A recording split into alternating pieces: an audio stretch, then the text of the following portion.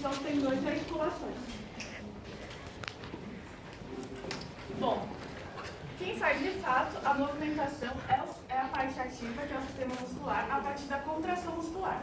E para que essa contração seja mais efetiva, é necessária a sua relação com o sistema nervoso, formando a junção neuromuscular, que é o enfoque do nosso trabalho.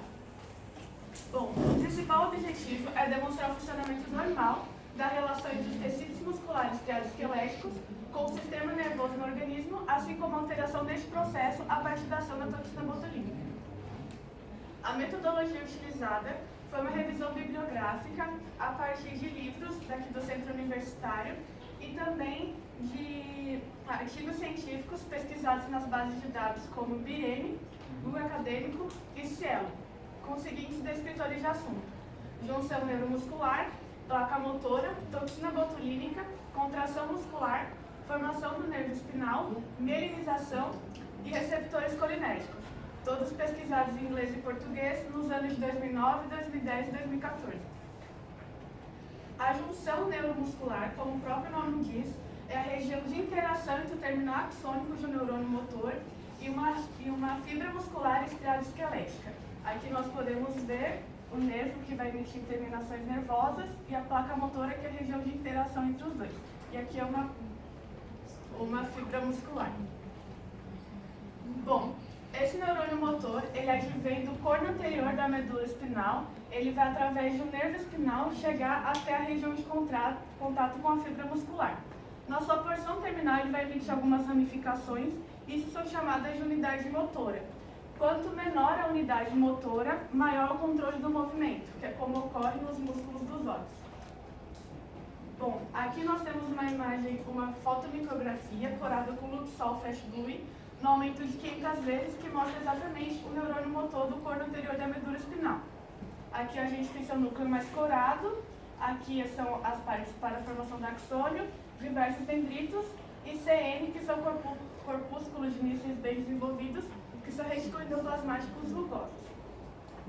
Nessa outra imagem, também uma fotomicrografia no aumento de 620 vezes, que vai mostrar exatamente a junção neuromuscular, que é a região de interação, as fibras nervosas e aqui mais vermelha, as fibras musculares. Bom, esse motoneurônio, ele vai chegar na fibra muscular a partir de um nervo espinal. E esses nervos espinais, eles são formados a partir da terceira semana do desenvolvimento embrionário, com o fechamento do tubo neural e a migração das células da crista neural. Essas células da crista neural, elas vão se aglomerar principalmente em duas regiões, que é o gânglio espinal dorsal e o gânglio do tronco simpático.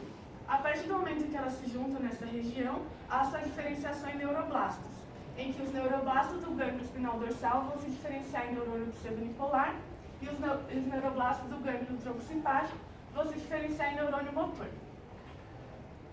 O primeiro neurônio a surgir, ele vem a partir do tubo neural, que é uma diferenciação na sua região anterior, que vai formar o neurônio motor multipolar. Esse neurônio motor multipolar, ele vai emitir um prolongamento periférico a partir da indução do esclerótomo.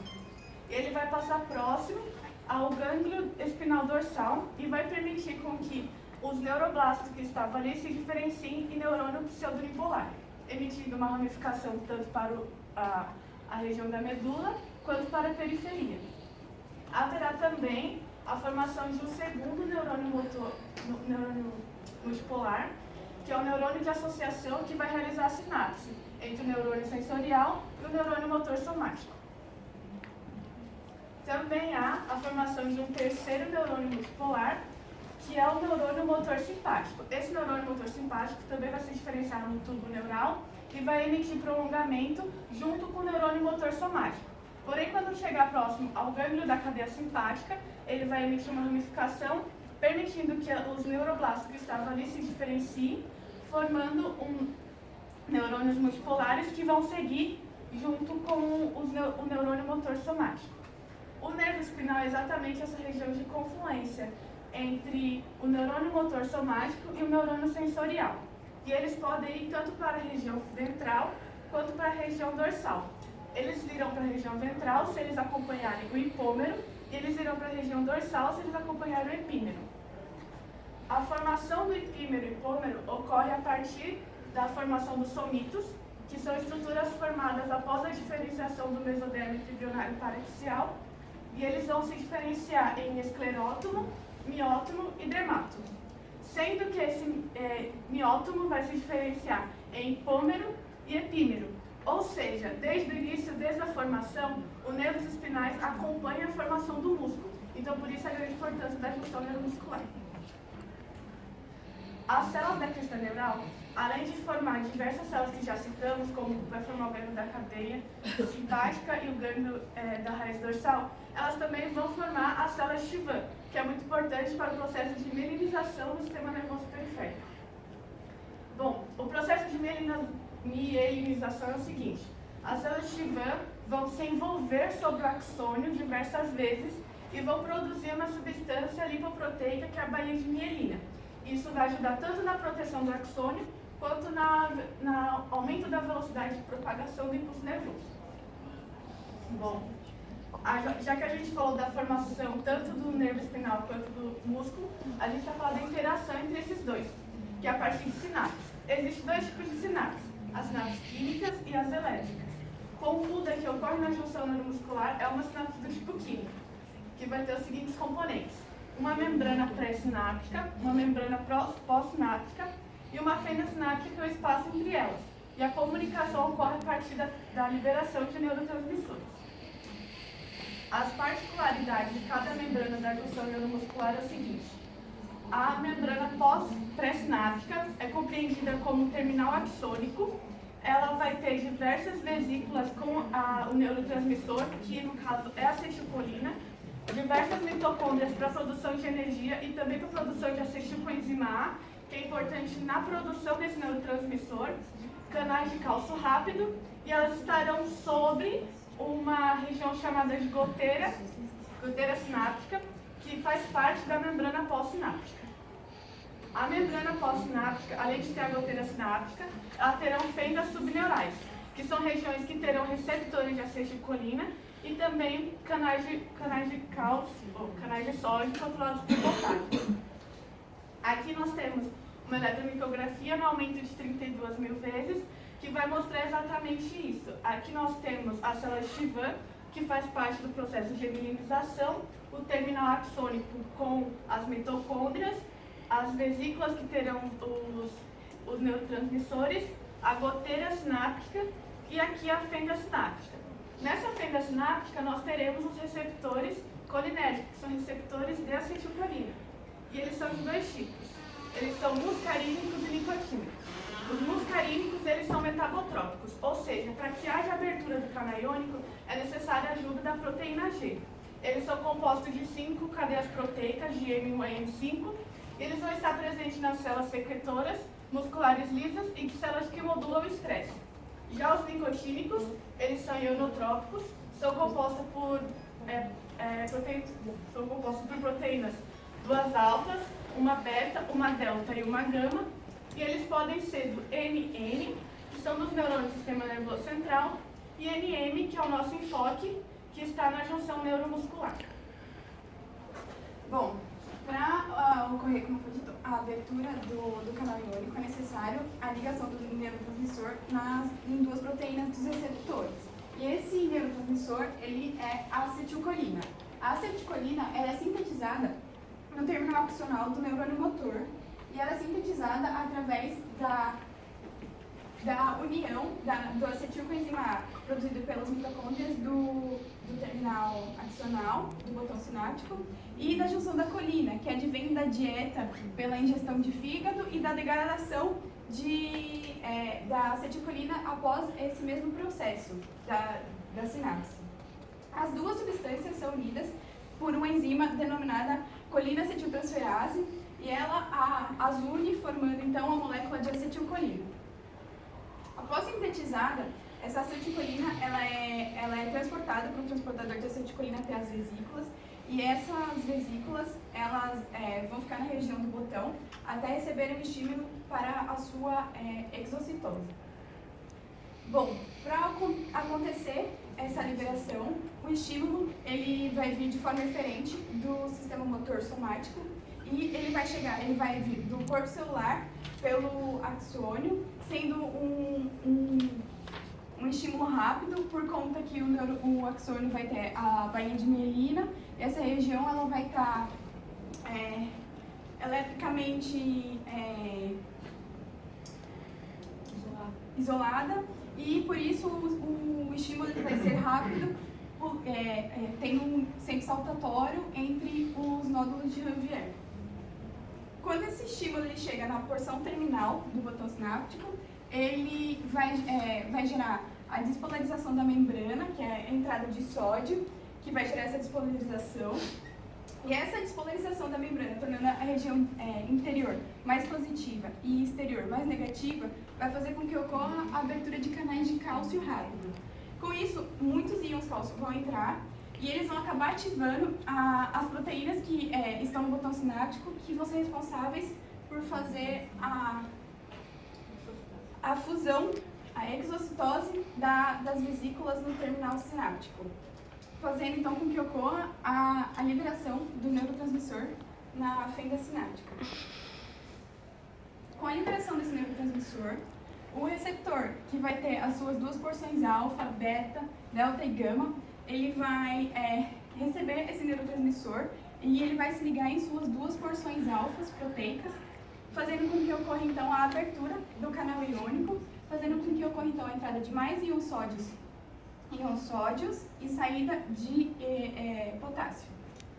Com essa ligação, a abertura da comporta e a entrada dos íons sódio e saída dos íons potássio, ocorre então a despolarização da membrana pós-sináptica, fazendo com que seu interior fique mais positivo e seu exterior mais negativo, gerando então esse denominado potencial de placa motora. Só que esse potencial ele se dissipa muito fácil pela membrana pós-sináptica, então ele acabam tendo no sarcolema invaginações denominadas túbulos T, que vão receber esse sinal de placa motora. A partir disso, esse túbulo T vai fazer a despolarização do retículo sarcoplasmático, fazendo com que ocorra então a liberação de íons cálcio no sarcoplasma, e isso vai fazer com que ocorra então todo o processo de contração muscular. E, enquanto isso, também ocorre a degradação da acetilcolina que foi produzida, e essa acetilcolina ela é degradada por uma enzima denominada acetilcolinesterase, que está na fenda sináptica no tecido conjuntivo. Essa acetilcolinesterase ela vai acabar clivando a acetilcolina em acetato, que vai ser degradado, e colina, que vai ser reabsorvida pelos receptores da membrana sináptica para fazer uma nova formação de neurotransmissores. Bom, até agora nós falamos da função normal, mas existem interferências externas que acabam dificultando esse processo ou impedindo com que ele ocorra. E dentre eles nós temos a toxina botulínica. Ela é uma neurotoxina produzida pelo micro-organismo Clostridium botulinum, que é uma bactéria gram-positiva anaeróbia, e ela, além de causar uma enfermidade denominada botulismo, ela também é utilizada laboratorialmente para a produção da neurotoxina, sendo utilizada muito em procedimentos estéticos, como a aplicação dos músculos faciais, atualmente, e em procedimentos para o tratamento de distúrbios de contração muscular ou de dor. E a sua ação geral é a inibição da fusão das vesículas que contêm acetilcolina na membrana pré-sináptica. Essa neurotoxina ela é composta por duas cadeias, sendo que a cadeia leve ela vai ser uma zincoendopeptase, que vai ter função proteolítica, e uma cadeia pesada, que vai ser uma estrutura helicoidal, que vai ter a função de se ligar na membrana, fazer a endocitose da toxina e fazer o transporte da toxina até a região de importância. Essas duas vão ser ligadas, então, por pontes de disulfeto.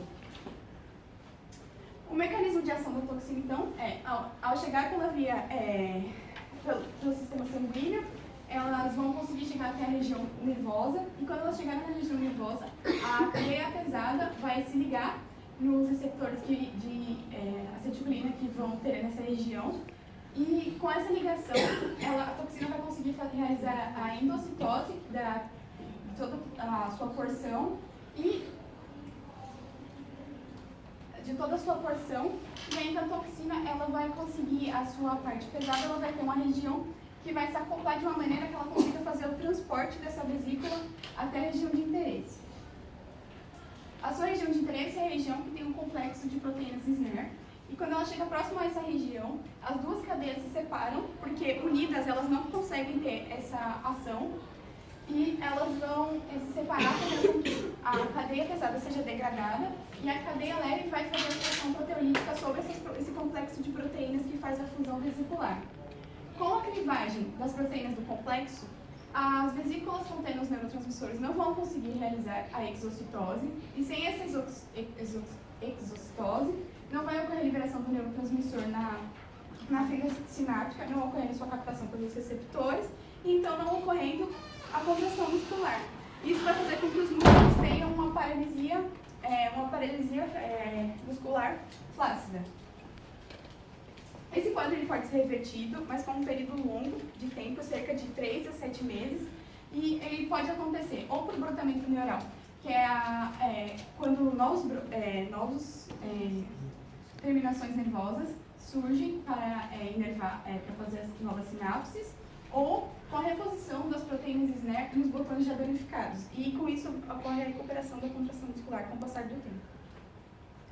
E com isso nós podemos concluir que a junção neuromuscular ela é uma unidade muito importante para a determinação da contração muscular, sendo necessário que haja preservação das proteínas, das estruturas que a compõem, para que as interações entre os eventos musculares e neurológicos ocorram com maestria.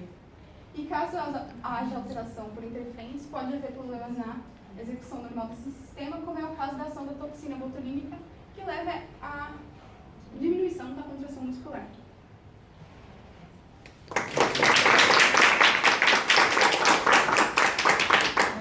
Vocês usaram 17 minutos. Eu achei muito segura a apresentação de vocês duas meninas. E outra coisa, nada mais bonito do que um português bem falado, né? Essa maestria do final foi a cereja do bolo.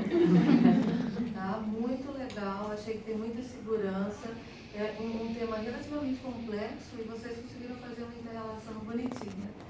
Vou aqui para alguns pontos que eu entendo um pouco, algumas coisas a Anete falou, não, tá bonitinho, mas eu não faço a mínima ideia para onde vai. Tenho certeza que os professores das áreas específicas serão, assim, criteriosos também com a avaliação. Vamos lá, amores. Quando vocês falaram dos receptores colinérgicos, aí eu vou conversar um pouquinho com quem não apresentou, vocês fizeram uma divisão bonitinha, e isso lá no quinto semestre a gente morre de usar, então guarda a informação. Receptores muscarínicos e nicotínicos. E usaram já termos assim que eu adorei. São receptores ionotrópicos, metabotrópicos, outro. Aí vocês falaram das subunidades da estrutura que faz parte aí de um canal, né? Porque a gente pode falar de receptor nicotínico, que é o receptor acoplado a canal iônico, ou pode falar em termos de canal, que é o canal operado por ligante, porque a acetilcolina acaba sendo ligante. E vocês falaram dessas subunidades, alfa, beta, gama, delta, não é? E a acetilcolina é capaz de estimular. Quando vocês falaram dos receptores muscarínicos, disseram que são metabotrópicos, legal.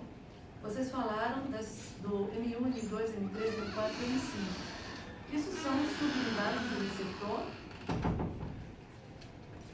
Resumindo, M1, M2, M3, M4 e M5 são subunidades de receptores muscarínicos? Pode. Essas M1, M2, M3, M4 e M5, elas fazem a composição do receptor muscarínico do mesmo jeito que as alfas, a beta, gama e delta fazem do... Pois é, foi o que eu entendi na apresentação. Então, não. São subtipos de receptores. Você tem o receptor M1, que é uma proteína integral de membrana bem grandona, que é encontrado em alguns tipos celulares. O M2, encontrado, por exemplo, no cardiomiócito, ele é uma proteína integral de membrana bem grandona. Quando você fala de receptor que é metabotrópico, você tem uma proteína integral de membrana que, quando estimulado, vai ativar a proteína G. Então, talvez no esquema não desse margem a essa ambiguidade. Como vocês detalharam o canal, aí eu acho que ficou essa ideia de que eram diferentes subunidades. E não é. Então, amores, por favor, chequem isso, tá bom? Pra gente não ficar com esse equívoco. Eu vou pedir para me explicar aquela condução saltatória novamente. Eu acho que quando eu perguntei no primeiro, segundo grupo, vocês pensaram, nossa, tem no nosso. Onde é que ocorre o estímulo despolarizante para que você tenha a geração e propagação do potencial de ação? Em qualquer local, lá no axônio. E o que é essa propagação aqui, que tem uma flechinha que vai assim, uma flechinha que vai acolá, e é rápido, e tem minimizado? O que é isso? Alguém explica para mim isso aí? A professora Nessa também está morrendo de vontade de saber. Bom, pelo que a gente pesquisa... Não. O potencial de ação vai ser propagado no corpo celular, que é o axônio, e nisso ele vai fazer um impulso saltatório devido à baía de mielina. E... Por que a despolarização se concentra naqueles intervalos na bainha? Porque tem os canais de sódio. Aí os canais de sódio, quando fazem a despolarização, fazem com que esse impulso, como tem essa capa isolante de baía de mielina, faz com que esse impulso vá saltando entre elas nos nódulos de Ranger, acelerando o O processo. influxo do sódio despolariza, aí você tem a despolarização sendo sentida na outra região. Por isso que você tem, não é despolarização ponto a ponto, não é? Amores, por favor, estudem bonitinho, propagação em axônio mielinizado. Estuda o não mielinizado, aí depois você, o mielinizado, para poder entender de maneira bem cristalina, porque é mais rápido, tá bom? Hang não é com H, é com R. Vocês usaram uma sinapse, que é do Hang Dale, é verdade? Põe lá no potencial da placa motora, por favor, onde vocês colocam o canal operado por ligante. Aí, o influxo do sódio é com a mesma intensidade que o efluxo do potássio? Não. O que é que é mais? O que é que prepondera? Entra mais sódio e sai em menor quantidade. Se fosse na mesma intensidade, você teria alteração de potencial nessa região? Não, né? Excelente. E eu vou fazer uma última pergunta agora. Olha só. Vocês falaram da síntese, da degradação da acetilcolina, que coisa linda. Aí tem potencial de ação na fibra muscular, que é o próximo slide, né? Põe lá no negócio. Aí vocês depois, pode deixar aí, lá na frente, falaram sobre a toxina botulínica. E disseram que ela é capaz de promover uma paralisia muscular flácida. Porque vai reduzir a exostose da acetilcolina, não é? É para parar e pensar, tá? Se você estimular continuamente o receptor nicotínico na fibra muscular, isso vai fazer com que a fibra muscular apresente um espasmo contínuo? Pare e pense antes de responder. Uma despolarização persistente nessa região da fibra muscular faz com que você tenha um espasmo contínuo? Que vai ser contido por um canal de cálcio.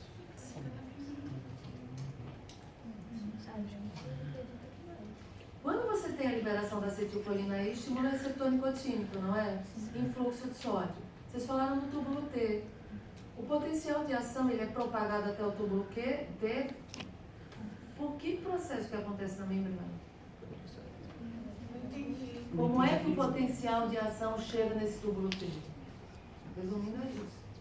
Porque você liberou a acetilcolina na junção neuromuscular, não foi? Aí você tem que ficar calado. Como é que o potencial de ação que é disparado na placa chega até o túbulo T para poder ter a saída de cálcio, aí do estoque de cálcio? O potencial de ação ele é local, então ele precisa do túbulo T, que é uma invaginação do sarcolema, para ele propagar durante toda a Mas só que você vida. liberou a acetilcolina lá na junção neuromuscular, não foi? Aí estimulou o receptor nicotínico. Aí o túbulo T está bem aqui. Como foi que a despolarização chegou lá no túbulo T? Para poder alterar a conformação dos DHPs, para poder ter extrusão de cálcio. Olha a liberação da acetilcolina. Olha o túbulo T. Como foi que a despolarização aqui chegou aqui? O potencial de placa motora. Você despolariza lá na placa. Como é que chega lá?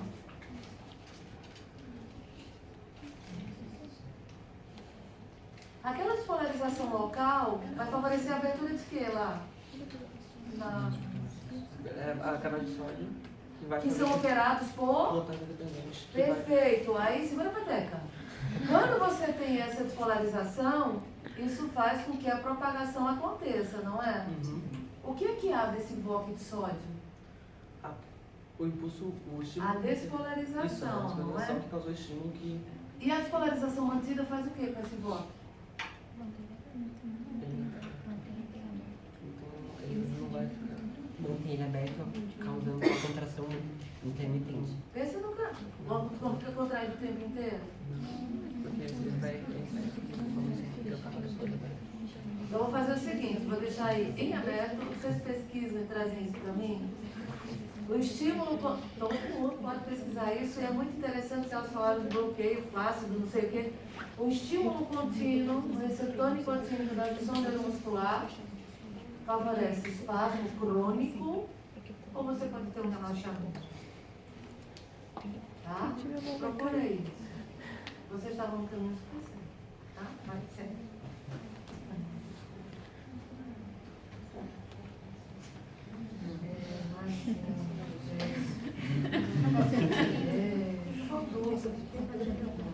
Ó, eu também, primeira coisa, falar para vocês, que eu lembrei agora, que o Alex disse que as figuras estão muito bonitas, vocês e de todos os grupos. Ele gostou muito da apresentação, da forma de apresentação, das imagens que vocês escolheram, e eu achei que, além disso, vocês também se preocuparam na hora de imprimir, né? Então tá bem legível, a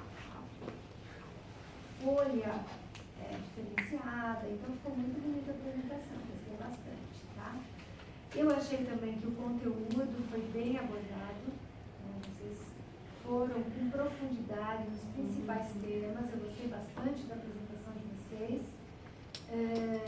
Como eu tinha muita coisa para falar, né, por alguns momentos foi um pouquinho rápida, mas estava ótima. Sobrou um pouquinho de tempo, dava para dar uma acelerada, mas eu entendi que vocês queriam falar tudo aquilo que vocês tinham pesquisado. Então foi até que tudo bem, não tem problema correr tanto assim quando a abordagem é correta. A única coisa que eu queria perguntar, já que vocês estudaram bastante, é se a gente dá algum nome específico para esse tipo de unidade motora que a gente tem. O maior tamanho ou unidades motoras de menor tamanho? É uma outra. Vocês acharam um nome, uma classificação? Não, Não me recordo. Macromotora. Tá? Só para vocês pesquisarem bastante. Mas eu gostei bastante do trabalho, não tem mais nenhuma colocação. Olha, eu achei lindo. Eu vou fazer igual o Alex. Eu quero essas figuras aí também, para a gente falar lá na frente. Está muito bem explorado. Posso fazer uma adendo? Faça, querida. Eu fiquei meio insegura de responder na hora que você perguntou, mas eu acredito que não se mantém contraído, porque enquanto uma comporta está aberta, a outra se fecha. A outra está inativa. Está inativa. Aí não se A despolarização, o bloco de sódio ele é muito particular, né? A despolarização o abre e a despolarização mantida ou inativa, aí a fibra fica refratária a uma nova estimulação. Perfeito. Explica direitinho depois para os seus colegas, tá bom? Tá ótimo, ainda.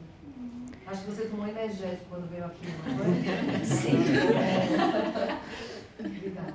Eu cheirei. Posso fazer um comentário rapidinho? Apresentado. Vocês colocaram um aumento na figura. Põe um aumento de corte histológico para mim, por favor. Achei bem legal. Pessoal, as imagens de vocês estão ótimas. Bem esquematizado, a embriologia. Perfeito, ótimo. Vocês colocaram um aumento de 500 vezes aqui, e aqui na minha figura também está de 500 vezes. Qual era o tamanho da figura no livro? De 500 vezes, só que tamanho que era fisicamente? 2, 3 centímetros. Então 2, 3 centímetros era um aumento de 500 vezes, era o aumento certo. Agora está um aumento desse tamanho de 500 vezes também. Entenderam? Então esse aumento de 500 vezes esquece. A partir do momento que você esticou, botou no slide, esticou, projetou desse tamanho, não é mais um aumento de 500 vezes. Tá? Mas isso não desmerece as figuras e vocês conseguiram interagir muito bem, apontaram, botaram o dedo. Ótimo, vocês interagiram, vocês não tiveram medo dos slides, foi ótimo. Só dando de naquela da contração muscular, todo mundo coloca, volta lá para mim rapidinho. Achei muito legal, gostei bastante. Eu agradeço por vocês terem colocado na outra, mais pra frente. Era no esqueminha de contração. Mais. É no tubo T. Isso, duplo T. Isso. Legal, vocês falaram pra mim que tem a despolarização, chega, sai o cálcio, e o cálcio vai acabar estimulando a contração. Legal, tá muito bem explicado, adorei a figura. Aí, depois, o que acontece com esse cálcio? O cálcio vai interagir com a contração. Ele vai fazer a contração, tudo bem, não entendi, não precisa nem falar. Não respondi. Mas eu quero saber, tá, fez a contração, e é agora? O que acontece? O cálcio vai ficar lá pra sempre no... Ele vai ficar liberto o cálcio lá pra sempre, dentro do citoplasma, esse cálcio pode ficar lá? Como é que acontece o relaxamento muscular? Então, o que vai acontecer com esse cálcio que está livre lá no citoplasma? O que acontece com o cálcio livre no citoplasma depois da contração? Isso, contraiu tal, beleza, mas o cálcio continua livre. E aí, o que acontece com esse cálcio? Vocês falaram para mim que foi o cálcio que desencadeou a contração, liberou o cálcio que foi para fazer a contração, beleza? Legal. O que vai fazer com esse cálcio agora? O nosso enfoque no trabalho não foi a parte em si da contração, porque Nem que é a contração. grupo. Nem que é a contração. Mas assim, olha, se ele sai com um processo passivo, porque é a favor do gradiente, ele retorna um pouco de processo. Isso, tem a calça TPase lá, vamos buscar. Tem até uma TVzinha ali, ó. Mas não, acho que deve estar desligado. A Tina da minha. Eu tô com inveja porque eu me Isso aí é outro enxergo. momento. Calma, gente, a gente vai falar, sério. Calma, bem. Ai, eu não retiro, ele está cobrando daí, é verdade. Eu preciso de óculos, eu me enxergo. Vamos lá, gente, próximo grupo? Ótimo, gente, parabéns.